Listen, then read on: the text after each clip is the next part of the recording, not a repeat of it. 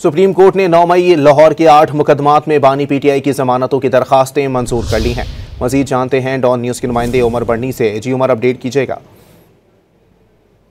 Supreme court में आज बानी पीटीआई की 9 मई मुकदमात में 8 जमानत की अपीलें जो हैं वो मंजूर की गई हैं और इस हवाले से आज चीफ जस्टिस याह्या अफरीदी की सरबराही में 3 रुकनी बेंच ने समाअत की। बेंच में एक तब्दीली भी की गई थी, जिसमें से जस्टिस जो मियां गुल हसन औरंगजेब थे उनकी जगह जो है जस्टिस हसन अजहर रिजवी को जो है वो बेंच में शामिल किया गया था।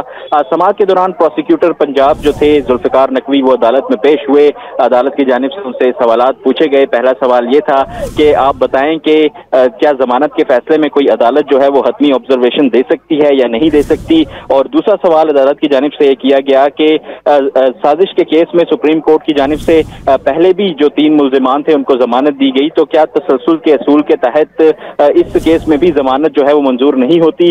अदालत की जानिब से जुल्फिकार नकवी को आधे घंटे का वक्त भी दिया गया कि वो मजीद फैसले भी पढ़कर आएं और उस हवाले से अदालत को भी आगाह करें और अपनी तैयारी भी मुकम्मल करें। तो हम जुल्फिकार नकवी जो थे वो कोई खातिर ख्वाह जवाब जो है वो नहीं दे सके, अदालत को मुतमईन नहीं कर सके, जिसके बाद दलाइल मुकम्मल होने के बाद अदालत ने जो है बानी पीटीआई की 8 जो अपीलें थी वो मंजूर कर ली। इस हवाले से आपको बताएं कि लाहौर हाई कोर्ट ने जो है वो बानी पीटीआई की 8 जमानत की दरख्वास्तें मुस्तरद की थी, जिसके बाद बानी पीटीआई ने ये लाहौर हाई कोर्ट के फैसलों के खिलाफ 8 अपीलें जो थी वो सुप्रीम कोर्ट में दायर की थी, जो कि आज सुप्रीम कोर्ट ने मंजूर कर ली हैं। जी बहुत शुक्रिया उमर।